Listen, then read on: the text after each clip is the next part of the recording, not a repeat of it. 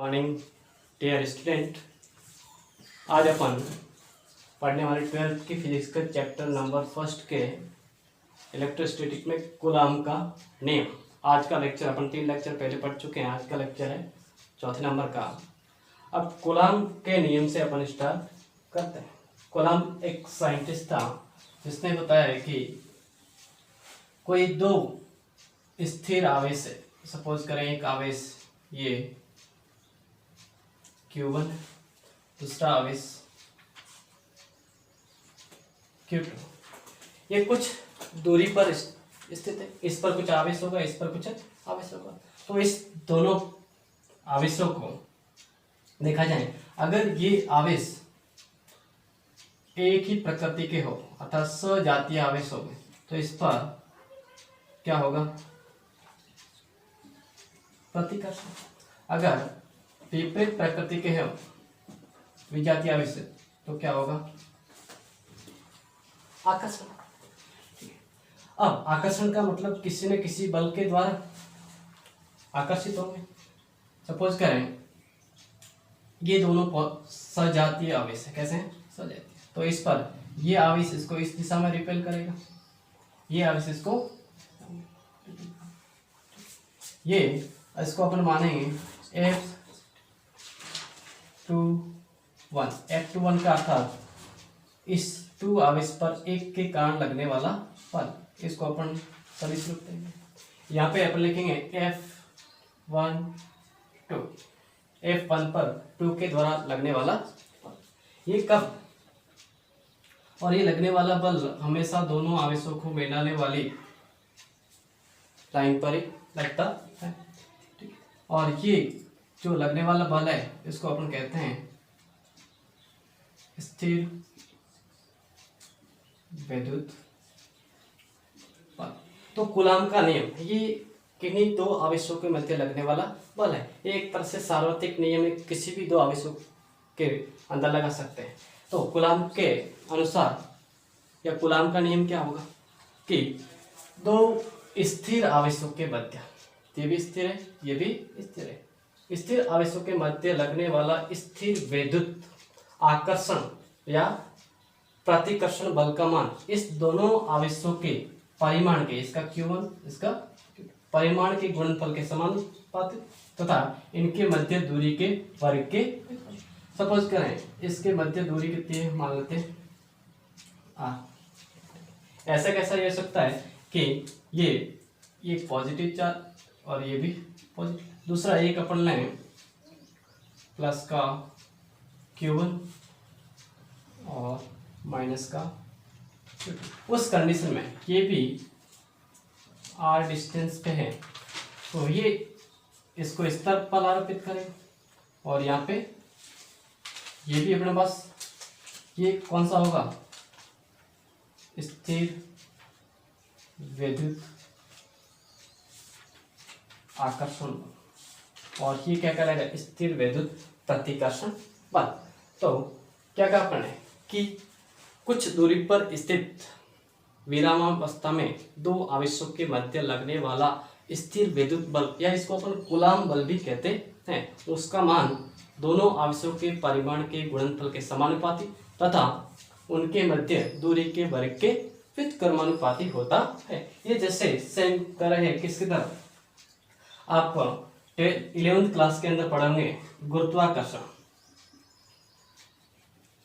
गुरुत्वाकर्षण में क्या था? दो द्रव्यमान थे, एक M1 दूसरा M2, वो कुछ दूरी पर थे और इस दोनों आवेशों के मध्य लगने वाला गुरुत्वाकर्षण बल था सेम। और वो गुरुत्वाकर्षण बल F क्या था? द्रव्यमान के गुणनफल के, दोनों के द्रव्यमान के गुणनफल के समानुपाती तथा उनके मध्य दूरी के वर्ग के सेम इसकी तरह ही है। ये गुरुत्वाकर्षण बल आकर्षण प्रकृति का था, ये प्रतिकर्षण और आकर्षण दोनों प्रकार के हो सकते हैं। ठीक है, आप देखते हैं इसका स्टेटमेंट। आगे स्टेटमेंट देख लिया आपने। अब इसको लिखेंगे कैसे? देखिए तो कूलाम के नियमानुसार स्थिर वैद्युत बल F प्रोपोर्शनल टू होता है Q1 और दोनों का परिमाण है। दूसरा F है वो उनके मध्य दूरी के वर्ग के। इस दोनों को अगर साथ में कंबाइंड फॉर्म में लिखें अपन तो लिख सकते हैं F proportional to Q1 Q2 upon R square. ठीक है। हाँ, अब ये समानुपातिक नियतांक है, ये समानुपातिक चिन्ह है। अब इस समानुपातिक को हटाने के लिए कांस्टेंट लेंगे।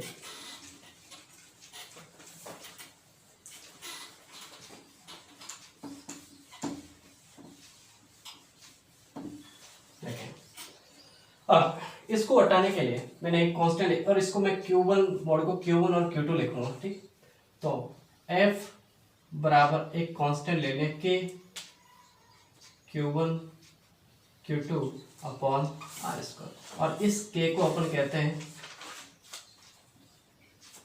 समानुपातिक नियतांक या फिर इसको कहते हैं स्थिर वैद्युत बल नियतांक। ठीक है। इस K का मान होता है 1/4 पाई एप्सिलॉन नॉट। ये एप्सिलॉन नॉट, इसको क्या पढ़ेंगे अपन एप्सिलॉन NaUGHT एप्सिलॉन नॉट। और ये कहलाते हैं अपने पास निर्वात में या निर्वात की विद्युतशीलता।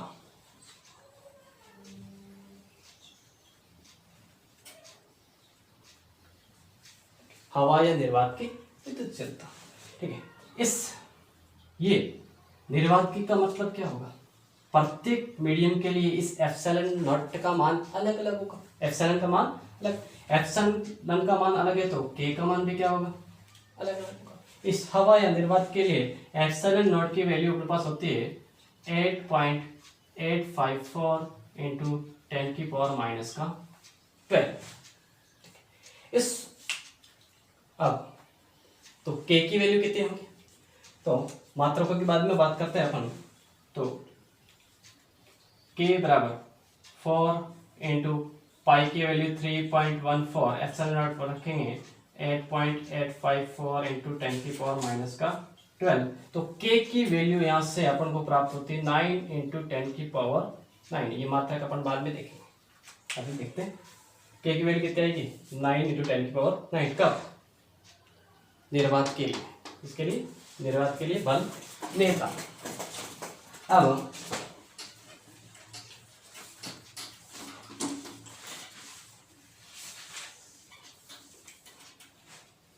हाँ, ये बल नेता के इस के का मान किस पर निर्भर करेगा। इस के का मान अपने पास देखें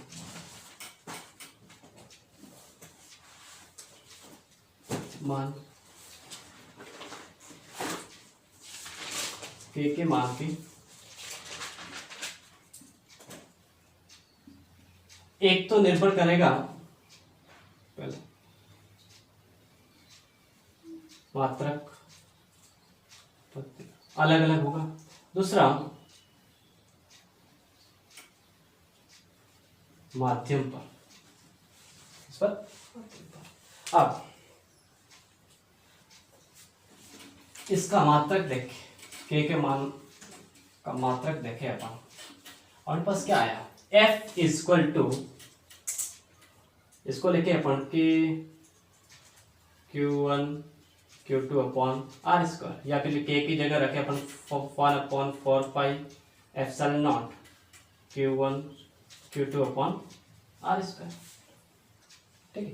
तो इस के लिए देखें तो के बराबर क्या हो जाएगा F R square upon Q1 Q2। तो K का मात्रक देखें तो बल का क्या हो जाएगा, न्यूटन, दूरी मीटर स्क्वायर, और आवेश का कूलम स्क्वायर। ये किसमें अपन देखें, एसआई पद्धति के अंदर, किसमें, एसआई पद्धति के अंदर। अब तो इसका K का मान लिखेंगे कैसे, हमेशा 9 इंटू 10⁹ हमेशा न्यूटन मीटर स्क्वायर कूलम की पावर -2। अपने देखा कि K का मान किस पर, मात्रक पद्धति देखें। अब ये किस में था, MKS में, किसमें, अब CGS के अंदर देखें। अब CGS के अंदर बात करें अपन तो K की वैल्यू कितनी है, 9 into 10⁹ newton metre square coulomb की पावर। तो CGS में परिवर्तित करने के लिए ये परिमाण सेम का सेम, न्यूटन बल का CGS पद्धति में मात्रक होता है डाइन, कितना डाइन, और 1 न्यूटन बराबर होता है 10⁵ डाइन। दूसरा मीटर, 1 मीटर के अंदर 100 सेंटीमीटर। कूलम का होता है स्टेट कूलम, 1 कूलम बराबर 3 इंटू 10⁹ स्टेट कूलम। तो एक न्यूटन की जगह रखे अपन 10⁵ डाइन, फिर मीटर स्क्वायर 100 इंटू 100, और ये क्या लगेगा, सेंटीमीटर स्क्वायर, अपॉन कूलम का ये हो जाएगा 3 इंटू 10⁹ इंटू 3 इंटू 10⁹, और ये हो जाएगा ESU इलेक्ट्रोस्टैटिक यूनिट। देखिए 9 से ये कैंसर, ये कितनी खा, तो ये 2 2 4 5 9 9 18 9 9 18। तो K के मान 1 आएगा कब, dyne centimetre square upon state coulomb का स्क्वायर। तो K का मान MKS पद्धति में 9 इंटू 10⁻, और CGS में मान कितना आता है, 1 आता है।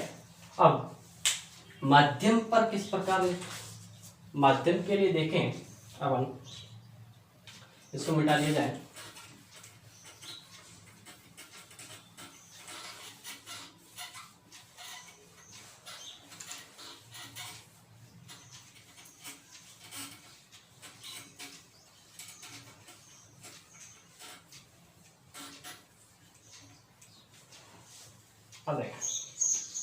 अब माध्यम के लिए सपोज करें आपके पास तो आवेश थे, स्थिर आवेश, ये Q1 और ये Q2, ठीक है। अब ये किस में रखे हुए अपन ने, निर्वात में। इस निर्वात में रखें तब लगने वाला बल F, और इसको निर्वात लिखूं, F निर्वात इक्वल टू कितना होगा, हाँ, F निर्वात इक्वल टू मैं लिख सकता हूँ 1/4 ε0 Q1 Q2 अपॉन R। इसको मान लें पढ़ा क्वेश्चन नंबर फर्स्ट, ठीक, हाँ। दूसरा, अगर इन दोनों आवेशों को Q1 और Q2, उन्हीं आवेश को अपन एक माध्यम में रख दिया जाए, कोई भी माध्यम हो सकता है। अब माध्यम में रखेंगे तो यहाँ पे एप्सिलॉन नॉट की जगह क्या आएगा, एप्सिलॉन m, और उसको कहेंगे अपन माध्यम की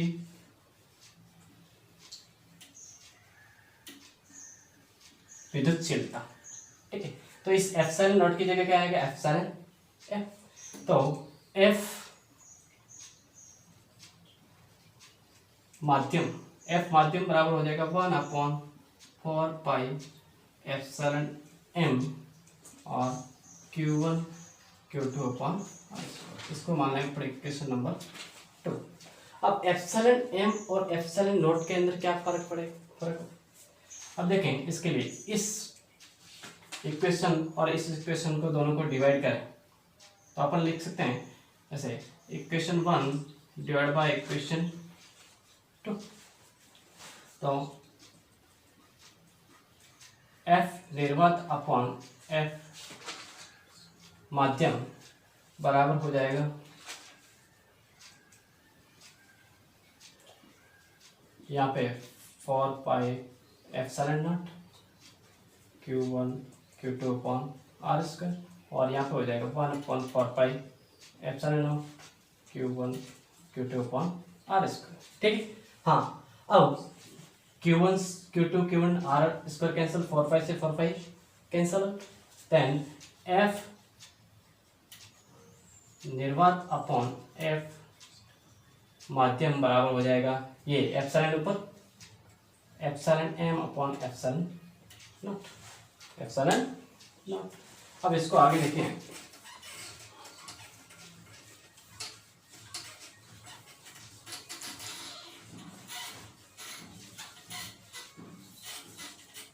हाँ तो क्या है, एफ निर्वात अपॉन एफ माध्यम epsilon M upon epsilon naught. ये अपने पास काम की चीज है,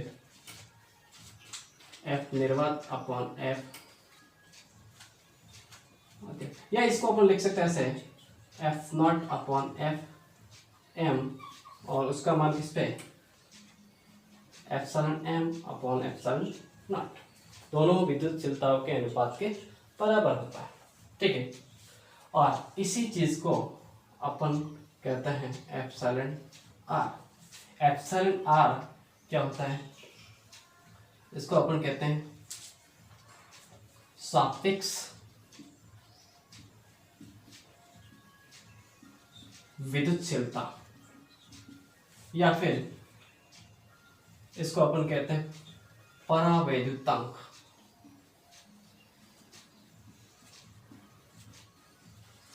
डाई इलेक्ट्रिक कांस्टेंट, इसके बारे में बात करेंगे। डाई इलेक्ट्रिक कांस्टेंट क्या हो जाएगा, माध्यम की विद्युतशीलता तथा निर्वात की विद्युतशीलता का अनुपात क्या कहलाएगा, परावैद्युतांक। इसको अपन बाद में अभी पढ़ते हैं, थोड़ी देर बाद। पहले अपन इसके के का मात्रक देख लिया अपन, इसकी विमा देखते हैं।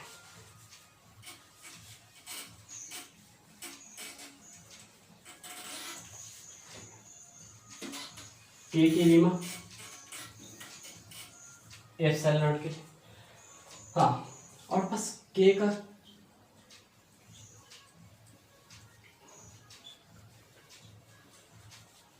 के की विमा देते, तो के बराबर क्या आता है, F R square upon coulomb square. ठीक है, F R square upon Q1 Q2। ठीक है।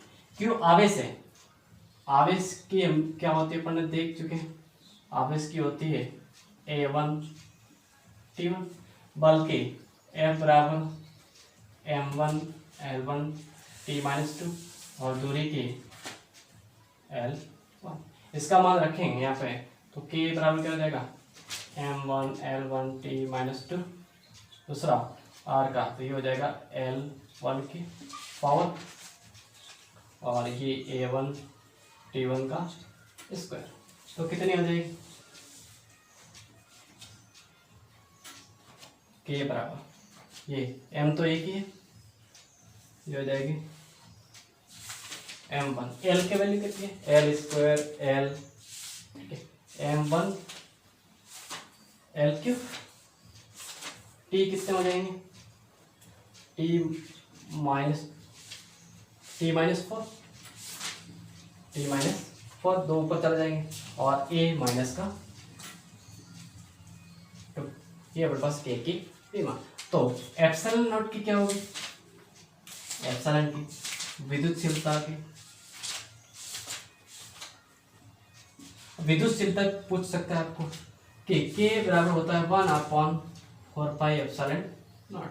इसके फॉर तो कांस्टेंट वैल्यू, पाई के कांस्टेंट वैल्यू, इसकी कोई विमा नहीं होगी, तो के की विमा और इसकी विमा एक दूसरे के क्या होगी, व्युत्क्रम। तो एप्सिलॉन नॉट की विमा हो जाएगी 1/k, तो इसकी विमा यही होगी, तो एप्सिलॉन नॉट बराबर हो जाएगा m minus 1 l minus 3 t और a2 और मात्रक क्या होगा, और इसकी एप्सिलॉन नॉट की वैल्यू आपको जानते हैं 8.854 इंटू 10 की पावर माइनस 12 और के का मात्रक क्या था, न्यूटन, तो इसका कूलाम ऊपर आ जाएगा c² upon newton into metre square. ठीक है, ये अपने पास इसके मात्रक और विभव। ठीक, समझ में आई चीजें। हाँ,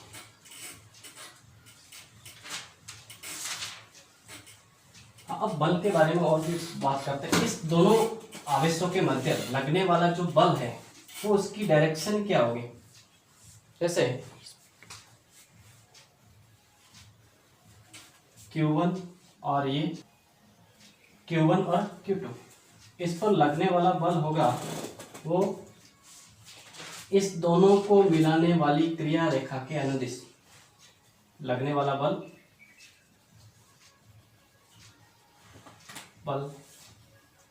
दोनों को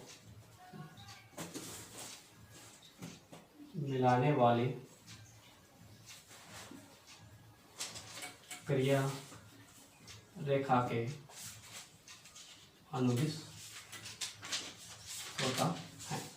ठीक है, चलो हाँ, इसके बाद में ये किन किन चीज़ों पर और निर्भर करता है, इसके बाद में अपन पराविद्युतांक के बारे में बात करेंगे। ठीक, वो अपन अगले लेक्चर में बात करते हैं। ठीक है।